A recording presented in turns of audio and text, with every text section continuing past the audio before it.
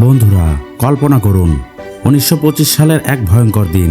এক British explorer ফার্সি faucet অ্যামাজনের ঘন রেইন ফরেস্টে ঢুকেছেন এমন এক শহর খুঁজতে, যে শহর নাকি পুরোটাই সোনায় ঢাকা।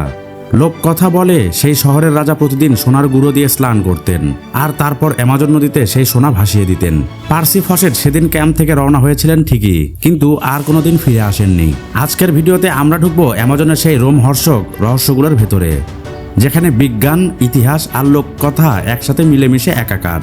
তো চলুন শুরু করি অ্যামাজনের অজানা কয়েকটি ভয়ঙ্কর আর অবিশ্বাস্য রহস্য নিয়ে। বন্ধুরা, অ্যামাজন রেইন ফরেস্ট এমন এক বিশাল বন যা আশ্চর্যভাবে 8টা দেশের মধ্যে ভাগ হয়ে আছে। এর আয়তন প্রায় 70 লক্ষ বর্গ কিলোমিটার। এটা এত বড় যে এর ভেতরে ভারতের মতো 2টা দেশ অথবা ইউকের মতো 28টি দেশ অনায়াসে ঢুকে যাবে। যেমন সমুদ্রের বিশাল অংশ আজও মানুষ এক্সপ্লোর করতে পারেনি, তেমনি অ্যামাজনের বিশাল এলাকা এখনো মানুষের অচেনা।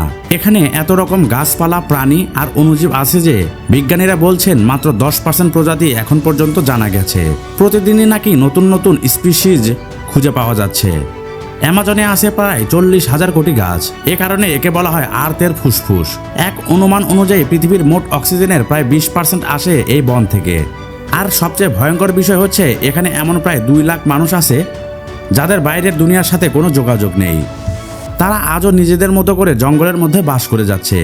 কিন্তু এত কিছুর মাঝেও সবচেয়ে বড় রহস্য হলো সিটি অফ গোল্ডের এলডোরাডো। অ্যামাজনের ইতিহাসে সবচেয়ে বড় কিংবদন্তি এলডোরাডো, অর্থাৎ সোনার শহর। 1600 শতকে ইউরোপীয়রা দক্ষিণ আমেরিকায় এসে স্থানীয়দের থেকে শুনেছিল এমন এক শহরের কথা, যেখানে নাকি সবকিছু সোনার, আর তার রাজা প্রতিদিন সোনার গুঁড়ো দিয়ে শরীরে মাখে এবং নদীতে গোসল করে। এই গল্প শুনে ইউরোপীয়দের মাথা ঘুরে গেল। তারা বিশ্বাস করলো অ্যামাজনের গভীরে লুকিয়ে আছে এক সোনার স্বর্গরাজ্য। তারা বছরের পর বছর জঙ্গল খুঁজে বেড়ালো, অনেক উপজাতি পেল, অনেক শহরের ধ্বংসাবশেষ পেল, কিছু সোনাও পেল, কিন্তু এলডোরাডো পেল না। প্রায় 200 বছর খোঁজার পর এটাকে মিথ হিসেবে ধরে নেওয়া হলো। কিন্তু পরে এলেন পার্সি ফসেট। তিনি বললেন, না, এটা মিথ নয়, শহরটা আসলেই ছিল। তিনি অ্যামাজনে 8 বার অভিযান চালান। শেষ অভিযানে 1925 সালের 29শে মার্চ তিনি গভীর জঙ্গলে যান আর চিরদিনের জন্য হারিয়ে যান। আজও তার দেহ তার ক্যাম্পের শেষে কি হলো কারো জানা নেই। অদৃশ্য উপজাতি, যারা কোনো দুনিয়ার কিছুই দেখেনি। অ্যামাজনের ভেতরে এমন অনেক উপজাতি আছে যারা আজও বাইরের পৃথিবী দেখেনি। এর মধ্যে এক দুঃখজনক গল্প হলো প্রিপকুরা ট্রাইব। এক সময় তাদের সংখ্যা ছিল হাজার হাজার, কিন্তু দখলদার আর অবৈধ মাইনিং মাফিয়ার হাতে তাদের প্রায় সবাই মারা যায়। আজ তারা আছে মাত্র 15 থেকে 20 জন। 1998 সালের পর প্রথমে বাইরের দুনিয়া তাদের অস্তিত্ব সম্পর্কে জানতে পারে। তারা কোথা থেকে এসেছে, প্রাচীন অ্যামাজন সভ্যতার সাথে তাদের সম্পর্ক কি, আজও রহস্য। দীর্ঘদিন ইতিহাসবিদরা জানতেন না অ্যামাজনে মানুষ ঠিক কবে এলো। 2017 সালে ধাঁধা একটু খুলতে শুরু করেছে। কলম্বিয়ার কাছে অ্যামাজনের এক পাহাড়ি এলাকায় আর্কিওলজিস্টরা খুঁজে পান বিরাট প্রাচীন দেয়াল চিত্র, আর তা উদ্ধার করতে তাদের করতে হয় 13 কিলোমিটার জুড়ে খনন। এই ছবিগুলো প্রায় 12,000 বছরের পুরনো, মানে সেই সময় ছিল শেষ বরফ যুগের শেষ দিকে। তখন এখানে জঙ্গল ছিল না, চারিদিকে ছিল বরফ আর হিমশীতল ভূমি। চিত্রগুলোতে আঁকা হয়েছে ম্যাস্টভন, অর্থাৎ হাতির মতো বিশাল প্রাণী, জায়ান্ট স্লথ, যারা কেবল বরফ যুগেই ছিল। মানে মানুষ তখনও এখানে ছিল এবং তারা বিশাল প্রাণীকেও শিকার করত। 2019 সালে বিজ্ঞানীরা স্তম্ভিত হয়ে যান যখন উত্তর ব্রাজিলের মারাজো দ্বীপে অ্যামাজনের জঙ্গলের ভেতরে এক মৃত হ্যাম্পব্যাক হোয়েল পাওয়া যায়। হোয়েলটা প্রায় 10 টন ওজনের একটি বাচ্চা। সাধারণত অক্টোবর-নভেম্বরে হোয়েলগুলো এখানে আসে উষ্ণ সমুদ্র উপভোগ করতে, তারপর খাবারের জন্য দক্ষিণ অ্যান্টার্কটিকার দিকে চলে যায়। কিন্তু এই হোয়েলটা ফেব্রুয়ারিতে এখানে এসে কিভাবে মরল?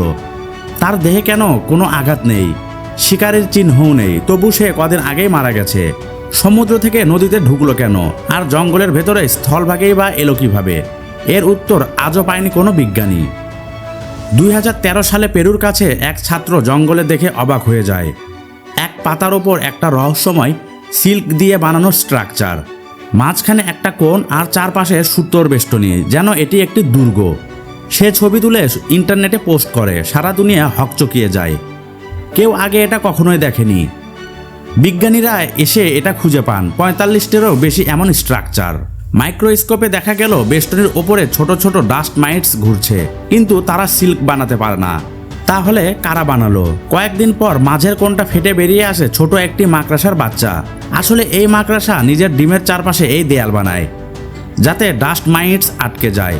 বাচ্চা বের হলে খাওয়ার জন্য প্রস্তুত খাবারও পেয়ে যায়। অর্থাৎ প্রকৃতি নিজে এখানে একটা সার্ভাইভাল ট্র্যাপ বানিয়ে রেখেছে। বন্ধুরা, এটাই অ্যামাজনের সেই ভয়ঙ্কর সত্য, যেখানে সোনার শহর হয়তোবা সত্যের কাছাকাছি। অদৃশ্য উপজাতিরা আজও বেঁচে আছে। বরফ যুগের মানুষ রেখে গেছে দেয়াল চিত্র। হোয়েল উঠে আসে জঙ্গলের মাঝখানে, আর মাকড়াসা বানায় অদ্ভুত দুর্গ। আপনার কি মনে হয় এলডোরাডো সত্যিই ছিল? পার্সি ফসেটের সঙ্গে কি ঘটেছিল? কমেন্টে লিখে অবশ্যই জানাবেন আপনার মতামত। আপনি ভিডিওটি কোথা থেকে দেখছেন সেটিও জানালে আমরা অনেক খুশি হব। বন্ধুরা, এই ধরনের অদ্ভুত এবং রহস্যময় ভিডিও দেখতে আমাদের চ্যানেলটি সাবস্ক্রাইব করে পাশে থাকা বেল আইকনটি বাজিয়ে দিন। আজকের মতো এখানেই, ধন্যবাদ সবাইকে।